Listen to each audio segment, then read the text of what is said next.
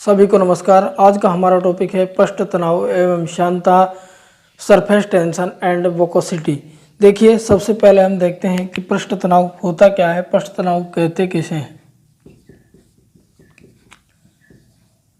पृष्ठ का अर्थ क्या होता है? पृष्ठ का अर्थ होता है सतह और तनाव का अर्थ होता है सिकुड़ना। इन बातों का आपको ध्यान रखना है। पृष्ठ का अर्थ हो गया सतह, तनाव का अर्थ हो गया सिकुड़ना। अब सबसे पहले हम इसकी परिभाषा देख लेते हैं कि परिभाषा क्या दी गई है। पृष्ठ तनाव का अर्थ होता है कि किसी द्रव के मुख्य पृष्ठ को क्या कहते हैं? सतह का झिल्ली के समान व्यवहार करने के गुण को पृष्ठ तनाव कहते हैं। पृष्ठ तनाव कहते हैं। अब देखिए, पृष्ठ तनाव हो गया किसी द्रव के मुख्य पृष्ठ यानी सतह का झिल्ली के समान व्यवहार करने के गुण को हम क्या कह देते हैं? पृष्ठ तनाव कह देते हैं। देखिए, इसे हम दो तरीके से समझेंगे। आपने देखा होगा कि जो पानी की बूंद होती है वो गोल की होती है, या सौरमंडल के जितने भी ग्रह हैं, पृथ्वी है, सूर्य है, ये सभी गोल क्यों है? क्योंकि आप जानते हैं कि पानी की बूंद होती है, या कोई भी ग्रह मान लीजिए इसे, या पानी की बूंद मान लीजिए, तो इसके अंदर एक क्या होगा? केंद्र होगा। केंद्र की ओर एक बल लगता है, इसे हमने पढ़ा है अंतराण्विक बल होता है। उसी प्रकार पृष्ठ तनाव में हम इसे ससंजक बल के रूप में जानते हैं। वैसे इसका नाम क्या होता है? अंतराण्विक बल होता है। इस अंतराण्विक बल के कारण जो इसके चारों तरफ के जो वो अणु है, वो सभी अणु एकदम पास आने की कोशिश करते हैं, यानी इसका जो पृष्ठ है ये सिकुड़ने की कोशिश करेगा। पृष्ठ के सिकुड़ने की कोशिश करने के कारण इस पर पृष्ठ तनाव लागू होता है। देखिए, इसके सिकुड़ने के कारण ये जब सिकुड़न मारेगा या जो सिकुड़ेगा, तो आपने देखा होगा कि पानी की बूंद हमें गोल दिखाई देती है। तो पानी की बूंद के गोल दिखाई देने का कारण क्या है? पृष्ठ तनाव होता है। और पृष्ठ तनाव के अंदर इसके अंदर कौन सा बल कार्य कर रहा है? तो देखिए, ससंजक बल कार्य कर रहा है। इसी प्रकार आपने देखा होगा जब आप कहीं घूमने जाते हैं तो एक तालाब होता है, ठीक है, तालाब के अंदर पानी भरा हुआ है। इस भरे हुए तालाब के अंदर आपने कई बार देखा होगा कि कोई मधुमक्खी या कोई मक्खी या कोई कीट पतंगा इसके सरफेस के ऊपर इस प्रकार आके बैठ जाता है, लेकिन वो डूबता नहीं है। देखा है आपने? वो कभी भी डूबता नहीं है। क्यों? क्योंकि इसकी जो सतह है, पानी की जो सतह है, इसके ऊपर एक झिल्ली बन चुकी है। इस झिल्ली के ऊपर ये आसानी से टिक रहा है। इसे ही हम पृष्ठ तनाव कहते हैं। जैसे ही इसके पैर उस सतह पर पड़ते हैं, वैसे ही ये सिकुड़ने की कोशिश करती है। सिकुड़ने की कोशिश करने के कारण ये मधुमक्खी इसके ऊपर स्थिर रूप से आसानी से बैठ जाती है। इसे हम क्या कह देते हैं? पृष्ठ तनाव कह देते हैं। दूसरी भाषा में, अगर हम भौतिकी भाषा में इसकी परिभाषा देखें, तो भौतिकी भाषा में के अंदर की परिभाषा क्या है कि किसी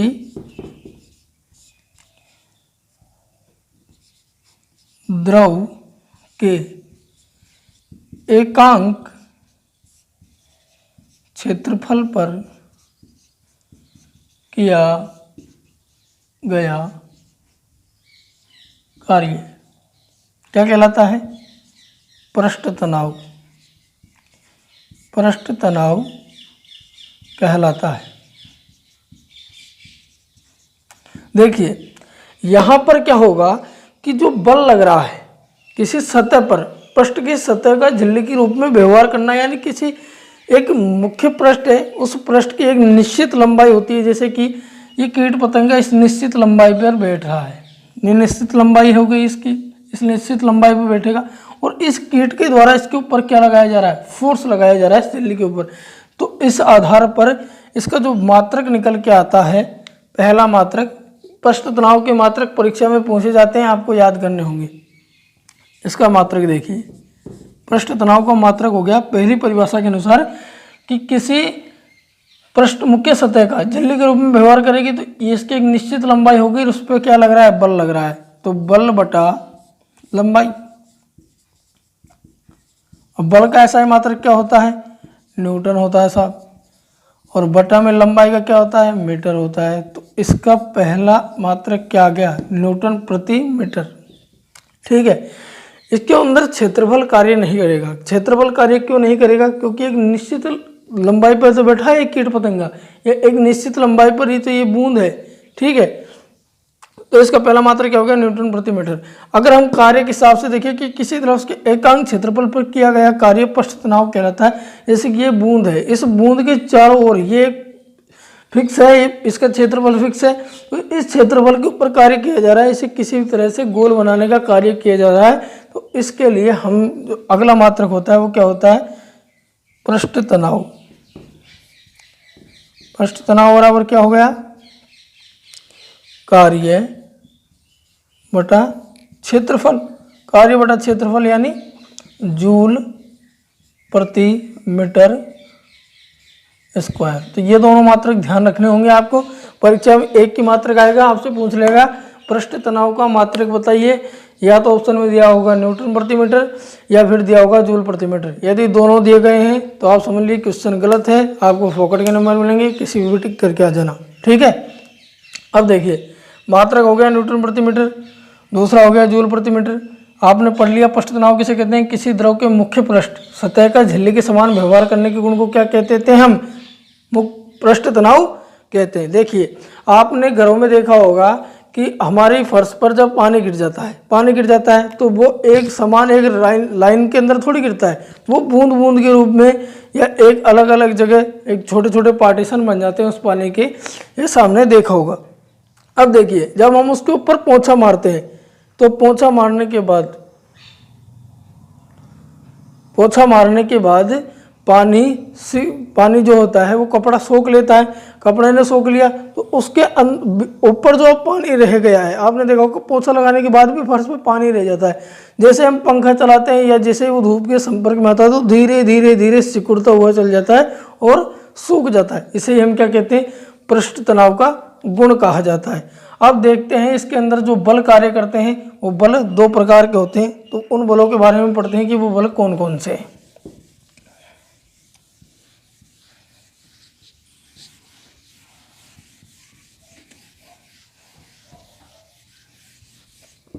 देखिए पृष्ठ तनाव के अंदर दो बल कार्य करते हैं। पहला होता है ससंजक बल और दूसरा होता है असंजक बल।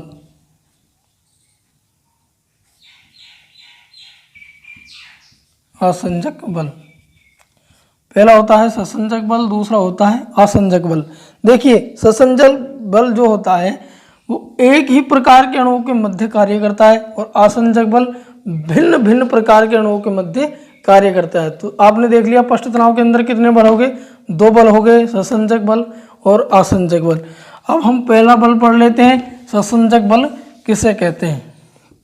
जब ससंजक बल क्या होता है, तो पहला टॉपिक हो गया ससंजक बल। ध्यान रखना इस बल को क्या कहते हैं, अंतराण्विक बल। ससंजक बल की दूसरा नाम क्या है, अंतराण्विक बल भी ससंजक बल को कहते हैं। अब देखिए हम ससंजक बल क्या होता है, एक ही प्रकार के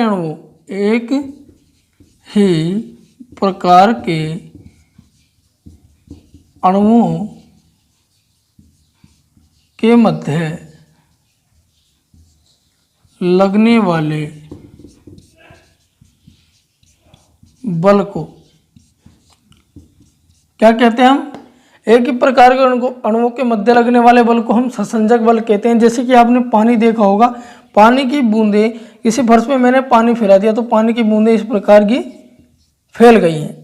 अब आप जानते हैं कि जब पानी की बूंदें फर्श पे फैल गई हैं और जब मैं इन्हें पास लाने की कोशिश करूंगा या वाइपर, आपने देखा होगा कि वाइपर होता है, उससे हम इनको इधर की ओर बढ़ाएंगे तो धीरे धीरे धीरे ये एक जगह इकट्ठा हो जाएगा और एक बड़े स्थान या बड़े पानी की जगह के रूप में स्थापित हो जाएगा। देखा आपने? तो ये क्या हो गया, ये ससंजक बल हो गया। यानी एक ही प्रकार के अणु है, पानी है, पानी की अलग अलग बूंदें थी, हमने मिला दी, एक हो गई। तो ये क्या हो गया, ससंजक बल का उदाहरण है। तो एग्जाम्पल हो गया पानी की बूंदों का आपस में मिलना।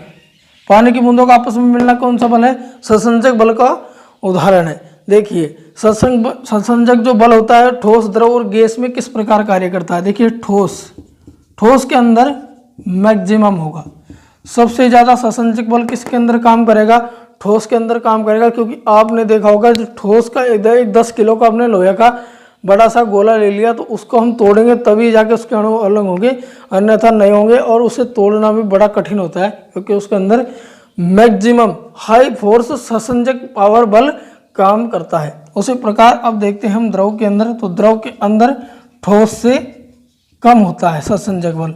क्यों होता है, वैसे तो द्रव के अंदर ही पृष्ठ तनाव होता है, ठीक है। आपने देखा होगा ठोस होता है, जब हम किसी गोले को जो लोहे का गोले होता है उसे हम धूप में रख देते हैं तो अपना फैलाव तो बढ़ाता है लेकिन हमें दिखाई नहीं देता। लेकिन द्रव अपना जब फैलाव बढ़ाते हैं तो हमें दिखाई देता है कि हमने पानी अगर फर्श पे गिरा दिया तो वो आसानी से दिखाई दे जाएगा कि वो फैल रहा है, ठीक है। तो द्रव के अंदर ससंजक बल का मान ठोसों से कम होता है। और गैस के अंदर होता है नगण्य।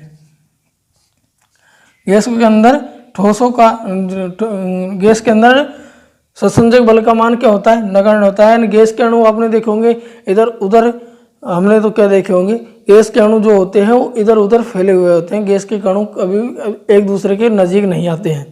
इन्हें नज़दीक कब लाया जा सकता है, जब इनके ऊपर एक पात्र में गैस भर ली जाए, उनके ऊपर दाब लगाया जाए, समान ताप और समान दाब लगाया जाए। असीमित दाब लगाएंगे तो वो क्या किस रूप में परिवर्तित हो जाएंगे, द्रव के रूप में परिवर्तित हो जाएंगे। तो आपने देख लिया ससंजक बल एक ही प्रकार के अणुओं के मध्य लगता है। इसका उदाहरण पानी की बूंदों का आपस में मिलना। ठोस के अंदर सर्वाधिक होगा, द्रव के अंदर ठोस से कम और गैस के अंदर नगण्य होता है। अब देखिए, अब हम पढ़ेंगे आसंजक बल। आसंजक बल देखिए, आसंजक बल किसे कहते हैं, आसंजक बल क्या होता है, इसके बारे में हम जानते हैं।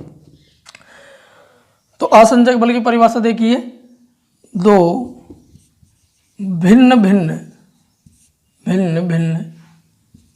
अणुओं के मध्य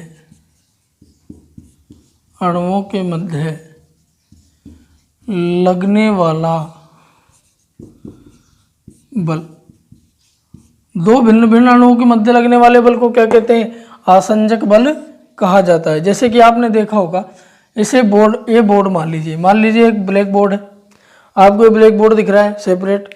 इसके ऊपर मैंने एक लाइन बना दी, ठीक है, ये लाइन बना दी गहरी काली,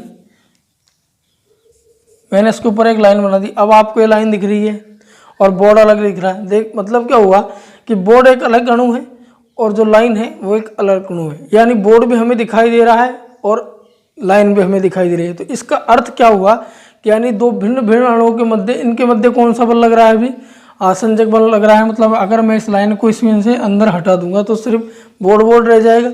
इसे हम क्या कहते हैं, आसंजक बल कहते हैं। उसी प्रकार मान लीजिए एक पात्र है, उस पात्र के अंदर मैंने पानी भर दिया, ठीक है, पात्र के अंदर हमने पानी डाल दिया और उसके अंदर मैंने तेल की बूंदें डाल दी। तो आपने देखा होगा तेल की बूंदें पानी की सतह के ऊपर तैरती रहेंगी। क्यों तैरती रहेंगी, क्योंकि पानी अलग तत्व है और तेल अलग तत्व है। इसके कारण ये दो भिन्न भिन्न हैं। दो भिन्न भिन्न होने के कारण इनकी लेयर भी अलग अलग हो जाएगी और इन दोनों के मध्य लगने वाले बल को हम क्या कहते हैं, आसंजक बल कहते हैं, ठीक है। तो इस प्रकार पृष्ठ तनाव के अंदर ये दोनों बल कार्य करते हैं। आपको ये समझ में आ गया। इसका उदाहरण क्या हो गया, तेल और पानी की बूंदों का आपस में मिलाना। अब देखिए, अब आपको बताते हैं कि पृष्ठ तनाव वास्तव में ससंजक बल का प्रमाण है।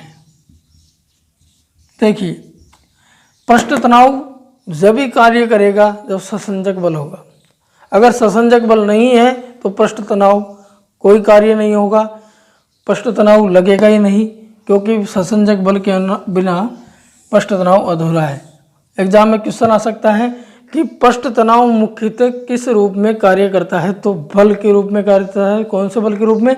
ससंजक बल के रूप में कार्य करता है। इस प्रकार आपने जान लिया पृष्ठ तनाव क्या होता है।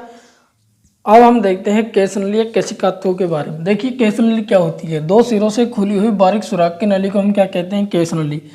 केश नली कितने किसके बराबर हो सकती है? अपने बालों के बराबर हो सकती है। केश नली इससे ज़्यादा मोटी नहीं होती है। केश नली इतनी होती है, या इससे भी छोटी हो सकती है। हमारे बालों की जो लंबाई होती है उससे ज़्यादा लंबी हो सकती है, और जो बालों की मोटाई होती है उससे कम या उसके बराबर मोटी होती है। इसे हम क्या कहते हैं? केश नली होती है। दो सिरों से खुली हुई होती है, बीच में इसके सुराख होता है, वो क्या होती है? केश नली। देखिए केशिकात्व क्या होता है? केश नली या कांच की, मान लीजिए आप कांच की केश नली आप देख सकते हैं। केश नली में द्रव का ऊपर चढ़ना या उतरना ही क्या कहलाता है? कौन सा गुण कहलाता है? केशिकात्व गुण कहलाता है। केश नली किसके बराबर होती है? बालों के बराबर होती है, और दो सिरों से खुली हुई होती है, बीच में सुराख होता है। इस नली को केश नली कहते हैं। और केश नली में द्रव का ऊपर चढ़ना या उतरना क्या कहलाता है? केशिकात्व कहलाता है। अब देखिए केशिकात्व में द्रव ऊपर चढ़ते या उतरते कैसे हैं? एक प्रकार का कोण होता है जिसे हम कहते हैं स्पर्श कोण। कैसा कोण कहते हैं? स्पर्श कोण। देखिए जब स्पर्श कोण का मान 90 डिग्री से कम होता है, ठीक है, तो क्या होता है?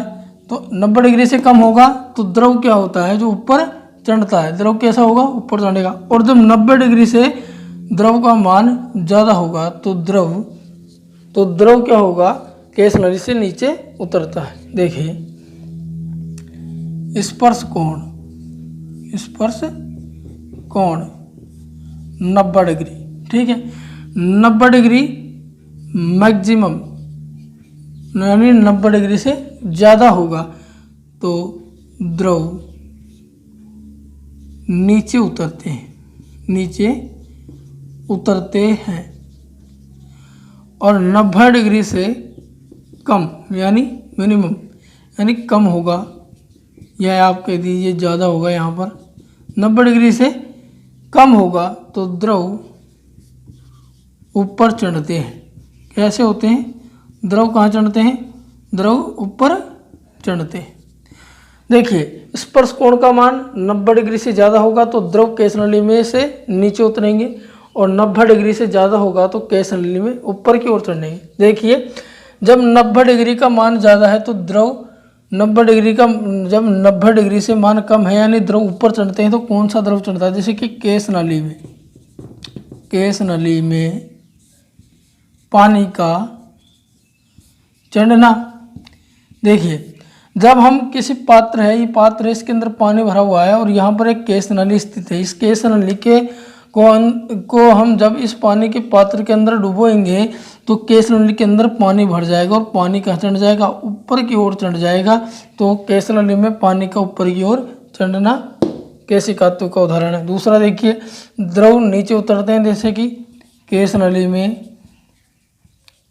नली से पारे का गिरना। देखिए आपने कहीं पारा देखा होगा, नहीं देखा हो तो कोई बात नहीं, आपको समझा देते हैं। जो पारा होता है उसकी एक बूंद होती है, इस बूंद को कभी भी तोड़ा नहीं जा सकता, ठीक है। इस बूंद को कभी भी तोड़ा नहीं जा सकता। हालांकि पारा तरल होता है, लेकिन जब ये गिरेगा तो एक बड़ी बूंद के रूप में गिरेगा, एक साथ गिरेगा, और इसके टुकड़े नहीं किए जा सकते। पारे के टुकड़े नहीं किए जा सकते, तो इसके अंदर ससंजक बल ज़्यादा रूप से काम करेगा या अत्यधिक रूप से काम करेगा, या आप कह सकते हैं इसके जो टुकड़े होंगे वो आपस में जल्दी से जुड़ेंगे भी नहीं, और जुड़ गए तो हटेंगे नहीं। तो इसके अंदर एक तरह का ससंजक बल काम तो कर रहा है लेकिन स्थिर रूप से नहीं कर रहा। तो केश नली में पारा जो होता है वो नीचे गिरता है। क्यों नीचे गिरता है? क्योंकि स्पर्श कोण का मान 90 डिग्री से ऊपर होता है। तो द्रव नीचे उतरते हैं, तो कौन सा द्रव केश नली से नीचे उतरता है? तो केश नली से पारे का नीचे गिरना केशिकात्व का उदाहरण है, और केश नली में पानी का ऊपर चढ़ना केशिकात्व का उदाहरण है। तो आपने समझ लिया केशिकात्व किसे कहते हैं। अब देखिए इसी के अंदर एक चीज़ और देखते हैं।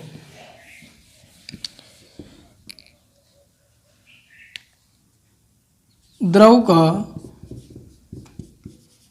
ऊपर चढ़ना या उतरना केस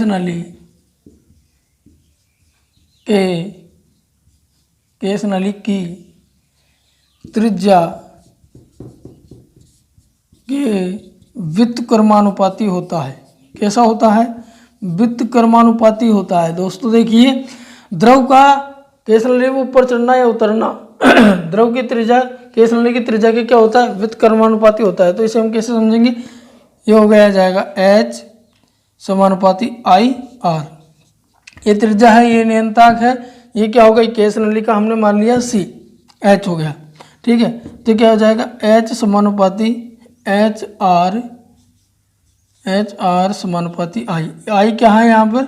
नियतांक हो गया। तो एग्जाम में ये भी क्वेश्चन आ सकता है कि द्रव का ऊपर चढ़ना या उतरना केस नली के किस व्यवहार पर निर्भर करता है या किस राशि पर निर्भर करता है? केस नली की किस राशि पर द्रव को ऊपर चढ़ना या उतरना केस नली की किस राशि पर निर्भर करता है? तो वो कौन सी राशि होगी? त्रिज्या होगी। केस नली की त्रिज्या पर द्रव को ऊपर चढ़ना या उतरना निर्भर करेगा। इतना आपको समझ में आ गया।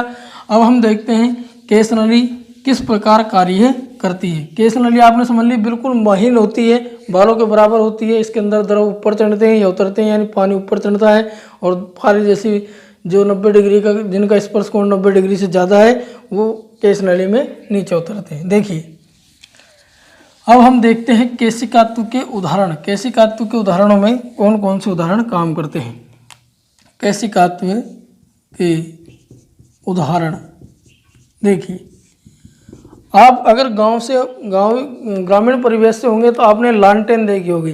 लालटेन को हम शहरी भाषा में चिमनी के नाम से जानते हैं। तो चिमनी या लालटेन होती है, वो किस प्रकार की दिखाई देती है? वो इस प्रकार की होती है। ठीक है, यहाँ पर एक कांच का गोला होता है और यहाँ पर धुएं को निकलने के लिए छिद्र होते हैं। ये जो पात्र होता है नीचे का, इसके अंदर केरोसिन भरा होता है। ठीक है, केरोसिन भरा होता है और इस केरोसिन के संपर्क से क्या जुड़ी होती है? एक सूती कपड़े की बत्ती जुड़ी होती है, सूती कपड़ा जुड़ा होता है। इसे यहाँ पे क्या हो जाता है? सूती कपड़ा जला होता है। ये पहला उदाहरण है हमारा। सूती कपड़ा जुड़ा होता है। जब इस केरोसिन के अंदर ये सूती कपड़ा डबोया जाता है या भीगता है, तो इसके अंदर जो छोटी छोटी सूती कपड़ा देखा आपने, कपड़े के अंदर छोटे छोटे धागे होते हैं, वो धागे क्या होते हैं? केस नली होते हैं। केस नली होंगी तो जो केरोसिन है इन छोटे छोटे धागों के द्वारा ऊपर की ओर चढ़ेगा और जब इसके अंदर आग लगाई जाएगी तो ये सूती कपड़ा जलने लगेगा और धीरे धीरे धीरे धीरे पूरा केरोसिन खत्म हो जाएगा और बत्ती बुझ जाएगी। तो आपने देखा कि केरोसिन ऊपर किसके द्वारा चढ़ रहा है? केस नली के द्वारा चढ़ रहा है। तो आप अब आपने घरेलू जो भी आप घरेलू काम करते हैं उसके अंदर देखिए कि केसी नली या केशिकात्व कहाँ काम कर रहा है। तो प्रश्न तनाव अपने आप आपके समझ में आ जाएगा। तो पहला उदाहरण हो गया केरोसिन का सूती वस्त्र द्वारा केरोसिन का चिमनी में ऊपर की ओर चढ़ना। तो पहला उदाहरण हो गया चिमनी में तेल का ऊपर चढ़ना। ठीक है, दूसरा उदाहरण देखिए। आपने पेड़ देखा होगा। ठीक है, पेड़ को पानी कहाँ से मिलता है? ये तो सब जानते होंगे ना आप। पेड़ को पानी कहाँ से मिलेगा? पेड़ को पानी मिलेगा धरती से, और धरती से पानी मिलेगा तो पानी किसके द्वारा सोखती है? पेड़ किसके द्वारा पानी सोखता है? तो वो सोखता है जड़ों के द्वारा। जड़ें क्या होती हैं? एक प्रकार की केस नली होती है। जब इसके अंदर हम पानी डालेंगे तो ये पानी धीरे धीरे इन केस नलियों में भर जाएगा और केस नलियों में भरने के कारण पूरे पेड़ को पानी मिल जाएगा। तो ये क्या हो गया? केस नली का उदाहरण। तो पेड़ की जड़ों द्वारा पानी का ऊपर चढ़ना। अब भी किसी भाई को समझ में नहीं आ रहा, तो अब अगर वो किसान है, किसान का बेटा है, तो उसे जरूर समझ में आ जाएगा। देखो, हम बारिश के बाद खेतों की जुताई कर देते हैं। क्यों करते हैं जुताई? क्योंकि देखिए ये समतल खेत होता है बारिश से पहले। तो हम क्या, इसके अंदर क्या होती है? केस नलियाँ होती है। अब ये केस नलियों के अंदर क्या होगा, देखिए ये सूर्य है, ठीक है, ये सूर्य का प्रकाश इसके ऊपर पड़ रहा है और यहाँ से हो गई बारिश। बारिश होते ही इन केस नलियों के अंदर क्या भर गया, पानी भर गया, ठीक है। केस नलियों के अंदर क्या भर गया, बारिश हुई, बारिश के बाद केस नलियों के अंदर पानी भर गया। पानी भरने से क्या हुआ कि जो इन केस नलियों के अंदर जो पानी भरा हुआ है, ये भरा हुआ पानी धीरे धीरे ऊपर की ओर चढ़ेगा और सूर्य के प्रकाश के कारण उष्मा बनकर उड़ जाएगा, इसका वाष्पीकरण हो जाएगा। तो खेत वापस सूखे के सूखे रह गए, तो हम फसल कैसे बो सकते हैं। तो फसल बोने से पहले हम क्या होते हैं, जैसे ही वर्षा होती है तो किसान क्या होता है, अपने खेतों को जोत देता है, जिससे क्या होगी, ये केस नलियाँ आपस में टूट जाएंगी। और केस नलियाँ आपस में टूट जाएंगी तो जो इनके अंदर पानी भरा हुआ था वो हमारे खेत में रह जाएगा और इससे हमारे खेत में नमी आ जाएगी, उपजाऊता आ जाएगी, जिससे हम कोई भी फसल बोते हैं उसका बीज तुरंत अंकुरित हो जाएगा। तो ये क्या हो गया, केस नली का हमारा तीसरा उदाहरण हो गया। अब देखते हैं हम चौथा उदाहरण। आपने एक बाल्टी ले रखी है, बाल्टी के अंदर आप पानी भर दीजिए, बाल्टी के अंदर आप काफ़ी सारा पानी भर दीजिए, फुल भर दीजिए, और इसके अंदर एक तौलिया लीजिए, उस तौलिया का एक सिरा, ठीक है, इस तौलिया का एक सिरा इसके अंदर डाल दीजिए। कुछ देर बाद आप क्या देखते हैं कि तौलिया पूरा गीला हो जाता है। क्यों हो जाता है पूरा गीला, इस तौलिया के पूरे गीले होने का कारण क्या है, क्योंकि इसके अंदर छोटे छोटे धागे हैं, महीन धागे, वो क्या है, केस नली है, और उन केस नलियों द्वारा धीरे धीरे इस बाल्टी का पानी अवशोषित कर लिया जाएगा और पूरे तौलिए तक पहुंचा दिया जाएगा, जिसके कारण तौलिया क्या हो जाएगा, गीला हो जाएगा। एक और उदाहरण देख लेते हैं, पांचवा।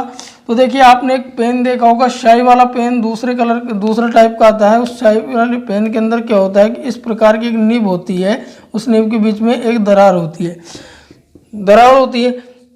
तो या तो इसमें स्याही भरी जाए या दूसरा पेन होता है जिसे हम स्याही के अंदर डुबोते हैं। जब इसे डुबोएंगे तो इसके अंदर ये जो केस नली है, बीच की नली है, ये बीच की नली के अंदर स्याही भर जाएगी और इससे हम आसानी से लिख सकते हैं। तो दोस्तों आपने जान लिया है कि केशिकात्व किस प्रकार काम करता है, केस नलियाँ किस प्रकार काम करती है। अब देखते हैं इसके बारे में आगे हम कि पृष्ठ तनाव को प्रभावित करने वाले कारक कौन कौन से हैं। अब हम देखते हैं पृष्ठ तनाव को प्रभावित करने वाले कारक। पृष्ठ तनाव को प्रभावित करने वाले कारक कौन कौन से हैं, इनके बारे में हम जानते हैं। देखिए पहला कारक होता है सदूषण। कौन सा, सदूषण, जिसे कहते हैं चिकनाई। क्या कहते हैं सदूषण को, चिकनाई। देखिए द्रव की सतह पर ग्रीस का होना, ग्रीस तेल होने पर पृष्ठ तनाव क्या हो जाएगा, घट जाता है। पृष्ठ तनाव क्या होता है, पृष्ठ तनाव घटता है। देखिए सदूषण यानी चिकनाई, द्रव की सतह पर ग्रीस या तेल होगा तो पृष्ठ तनाव हमेशा घटता है। पहला टॉपिक है प्रभावित करने वाला पहला कारक क्या हो गया, सदूषण यानी चिकनाई। दूसरा उदाहरण देखिए विलय। देखिए किसी द्रव के अंदर जो विलय होगा या तो वो घुलनशील होगा या अघुलनशील होगा। तो पहले हम देखते हैं घुलनशील। देखिए घुलनशील होगा तब क्या होगा और अघुलनशील होगा तब क्या होगा।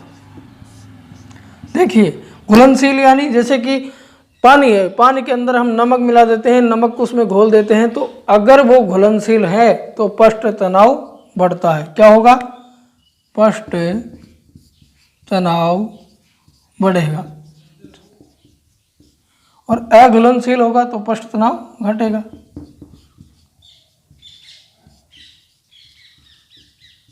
ठीक है, सदूषण हो गया, विलय हो गया। अब तीसरा हो जाता है इसके अंदर ताप का प्रभाव। देखिए ताप जब बढ़ाएंगे, ताप बढ़ाने पर द्रवों का पृष्ठ तनाव क्या होगा, घटता है, पृष्ठ तनाव घटेगा। देखिए किसी पात्र में एक पानी है, पानी को अगर हम ताप देते हैं, पानी को अगर उबालते हैं तो क्या होगा, पृष्ठ तनाव घट जाता है। क्यों घटेगा, क्योंकि पानी के अंदर बॉयल आ जाएगा, एक गर्माहट आ जाएगी। उस गर्माहट के कारण जो झिल्ली होती है पृष्ठ तनाव की या द्रव की सतह पर जो झिल्ली होती है वो झिल्ली खत्म हो जाती है, टूट जाती है। यानी ताप बढ़ाने पर द्रवों का पृष्ठ तनाव घटता है। या फिर ले लीजिए हम क्रांतिक ताप। क्रांतिक ताप क्या होगा, इससे पानी का क्या होता है 100 डिग्री सेंटीग्रेड पे पानी क्या होता है, उबलने लग जाता है। तो क्रांतिक ताप पर पृष्ठ तनाव क्या हो जाएगा, शून्य हो जाएगा, पृष्ठ तनाव शून्य होगा। क्या हो जाएगा, पृष्ठ तनाव शून्य हो जाता है। तीसरा इसके अंदर उदाहरण लेते हैं हम। तीसरा प्रभावित करने वाला कारक है अपमार्जक। अपमार्जक किसे कहते हैं, अपमार्जक होता है साबुन। ठीक है, कैसा साबुन, कठोर साबुन जो या कठोर जल में विलय होता है उसे क्या कहते हैं, अपमार्जक कहते हैं। यह हम आपको आगे बताएंगे जब आपके रसायन विज्ञान की क्लासें शुरू होगी। अपमार्जक, अपमार्जक साबुन होता है जब साबुन किसी पानी के अंदर मिला दिया जाता है, साबुन मिलाया जाएगा किसी द्रव के अंदर तो क्या होगा, पृष्ठ तनाव घटता है। अपमार्जक मिलाने पर द्रवों का पृष्ठ तनाव घटेगा। देखिए साबुन हो गया, अपमार्जक साबुन या कोई भी चीज़ जैसे घुलनशील हो, डिटर्जेंट पाउडर हो, उनको अगर हम किसी द्रव के अंदर मिलाते हैं तो उसका पृष्ठ तनाव कम हो जाता है। तो ये 4 ही टॉपिक हैं जो पृष्ठ तनाव को प्रभावित करते हैं। ठीक है, अब हम देखते हैं अगला बिंदु श्यानता। श्यानता क्या होती है कि किसी गतिमान तरल के विभिन्न भागों तथा स्तरों के मध्य घर्षण बल के प्रभाव तथा गुण को क्या कहते हैं, श्यानता कहते हैं। जैसे कि मान लीजिए एक गैस नली है, इस गैस नली के अंदर एक तरल प्रवाहित किया जा रहा है। इस तरल को प्रवाहित करने के कारण इस गैस नली के चारों तरफ एक कांच की नली है, तो कांच की नली मान लीजिए या फिर इसे गैस नली मान लीजिए, क्योंकि कांच की नली और गैस नली एक जैसी होती है।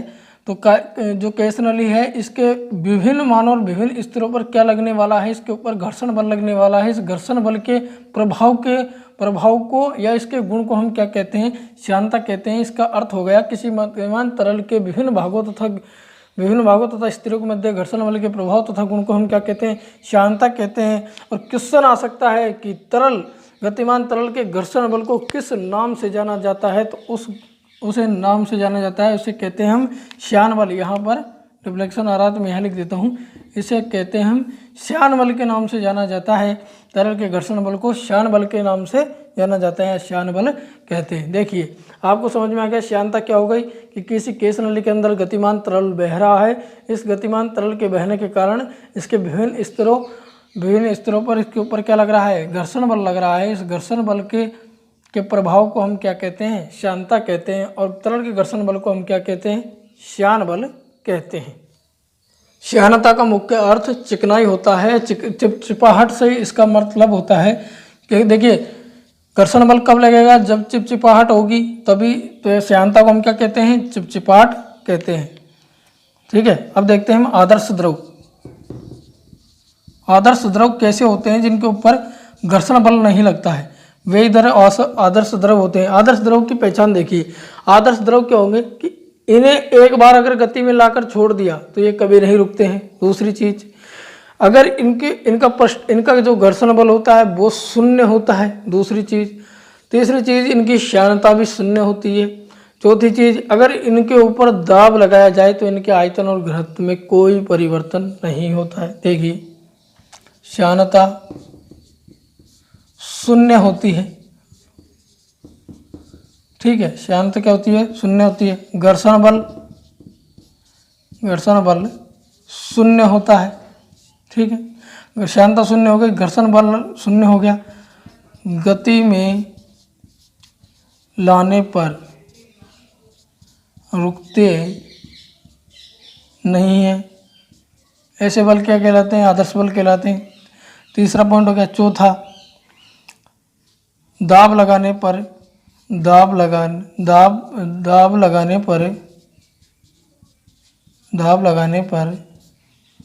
आयतन व घनत्व में परिवर्तन नहीं होता है।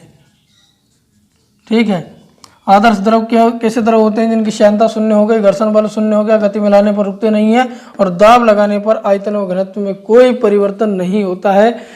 इस प्रकार हम इस कठिन टॉपिक पृष्ठ तनाव एवं श्यानता को आसानी से समझते जा रहे हैं। और मुझे आशा है कि आपको ये बिल्कुल एक प्रकार से आप जो मैं व्याख्या कर रहा हूँ आपको पूरी तरह से समझ में आ रहा होगा। वीडियो के साथ बने रहिए, पूरा पृष्ठ तनाव और श्यानता आपको बिल्कुल क्लियर हो जाएगा। अब इसी दौरान श्यानता हमारा खत्म हो गया। अब देखते हैं बर्नौली का सिद्धांत। बर्नौली का सिद्धांत क्या कहता है? बर्नौली का नियम कहता है कि किसी द्रव को किसी नली में प्रवाहित करने पर यदि नली का आकार समान न हो तो तंग भाग में चौड़े भाग की अपेक्षा प्रवाह वेग ज़्यादा तथा दाब कम लगेगा। देखिए ये एक प्रकार की नली है, देखिए ठीक है, ये एक प्रकार की नली है। इस नली में कोई तरल हम प्रवाहित कर रहे हैं, कोई द्रव प्रवाहित किया जा रहा है। तो आप देखिए कि इस नली में तरल को प्रवाहित करने पर यहाँ तो आसानी से जा रहा है, लेकिन यहाँ पर एकदम प्रेशर से जाएगा क्योंकि ये सकरा या तंग स्थान आ गया, लेकिन चौड़े स्थान में आसानी से निकल जाएगा।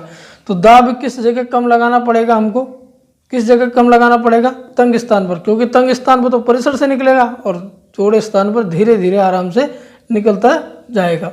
देखिए तो किसी द्रव को किसी नली में प्रवाहित करने पर किसी नली का आकार समान न हो तो तंग भाग में चौड़े भाग की अपेक्षा प्रवाह वेग ज़्यादा होगा तथा दाब कम लगेगा। तो इसका उदाहरण है, आपने देखी होगी पिचकारी।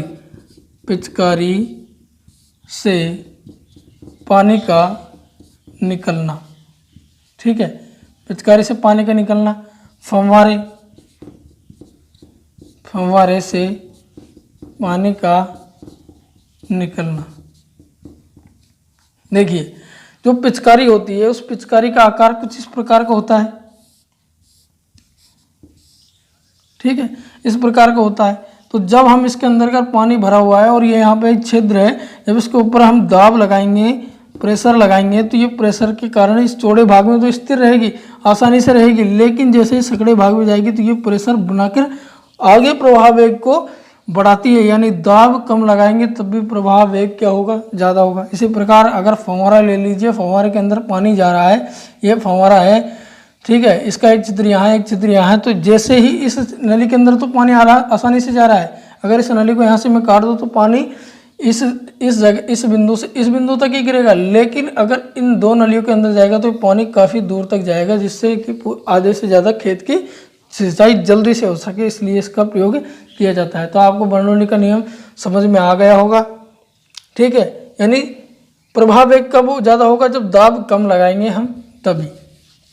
तो ये हमारा बर्नौली का नियम है। अब हम देख लेते हैं श्यानता को कौन कौन से कारक प्रभावित करते हैं, ठीक है। श्यानता को प्रभावित करने वाले कारक, तो इसके अंदर एक ही कारक है, वो है ताप। श्यानता को किससे प्रभावित किया जा सकता है? सिर्फ ताप के अंदर। देखिए द्रव का ताप बढ़ाने पर, ताप बढ़ाने पर क्या होगी? श्यानता, ताप बढ़ाने पर श्यानता घटती है। किसकी घटेगी? द्रवों की। द्रवों का ताप, द्रव का ताप बढ़ाने पर श्यानता क्या होगी? घटेगी। लेकिन देखिए गैसों का ताप बढ़ाने पर, गैसों का ताप बढ़ाने पर श्यानता क्या होती है? बढ़ती है। श्यानता बढ़ती है। इसे इंपॉर्टेंट लगा लीजिए क्योंकि ये क्वेश्चन लगभग सभी परीक्षा में आ चुका है और बार बार पूछा जाता है कि गैसों का ताप बढ़ाने पर गैसों की श्यानता बढ़ती है, घटती है, स्थिर रहती है, या इनमें से कोई नहीं। तो आपको क्या करना होगा? गैसों का ताप बढ़ाने पर गैसों की श्यानता होती है, बढ़ती है, और द्रवों का ताप बढ़ाने पर द्रवों की श्यानता घटती है।